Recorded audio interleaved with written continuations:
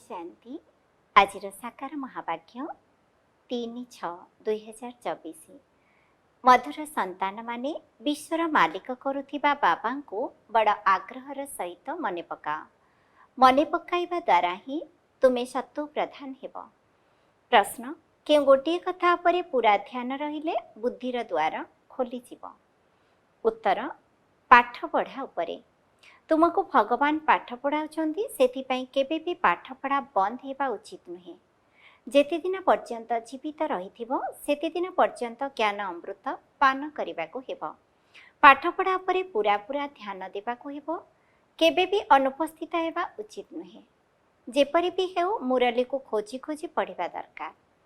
मुरली रे प्रतिदिन नुआ नुआ ज्ञानर पॉइंट सब आसुची जहा द्वारा तुमर बुद्धिर द्वार खोली जीव। ओम शांति। धारणा पाई मुख्य सारांश।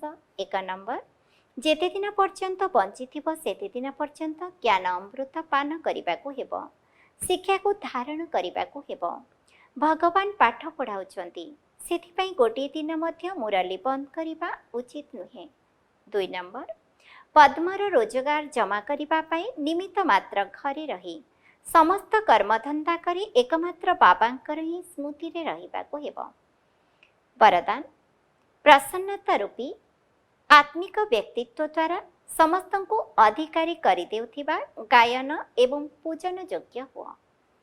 जो माने समस्तଙ୍କ ठारू संतुष्टतार सर्टिफिकेट प्राप्त करि नियंती से माने सदा सर्वदा प्रसन्न रही थांती एवं एही प्रसन्नतार आत्मिक व्यक्तित्व कारण ही से माने गायन एवं पूजन योग्य हो जाती। तुम भली शुभचिंतक तथा प्रसन्नचित स्थिति रे रहउथिबा आत्मा मानक द्वारा समस्त को जे भली खुशी सहारा साहस रूपी डेणा एवं उमंग उत्साह प्राप्त हेउछि से प्राप्ति कहा को अधिकारी करि देउछि तो आउ केही भक्त होई जाउछन्ति।